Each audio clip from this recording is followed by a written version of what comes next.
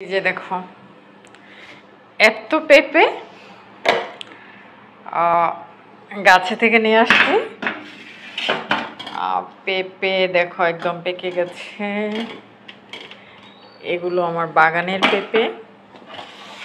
তো আমার মনে হয় তোমরা এরকম পেঁপে বাগান করে নিবা। পেঁপে কিন্তু সারা বছর পাওয়া যায়।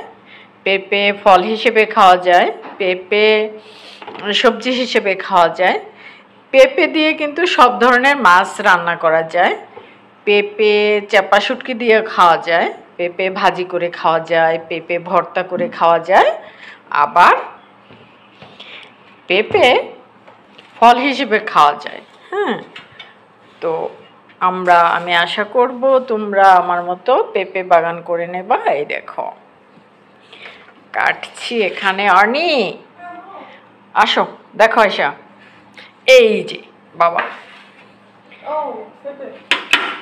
পেঁপে ধরো, তুমি আসো।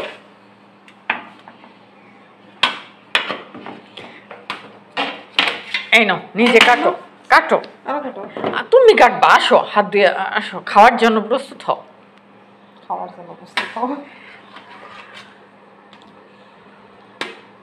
বলো। আমার মেয়ে অর্নি পেঁপে কাটতেছে। তো অর্পি বাসায় নাই, বাসায় থাকলে খুশি হয়ে যেত। অর্নি কিন্তু পেঁপে কম খায়, কিন্তু অর্পি অনেক বেশি খায়, খুশি হয়ে যেত। ফলের বাগান থাকলে ভালোই হয়, বাচ্চারা খুশি হয়ে যায়।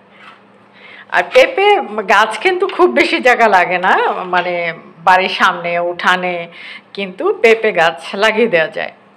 উঠানে কিন্তু পেঁপে গাছ হয়, ভালোই লাগে।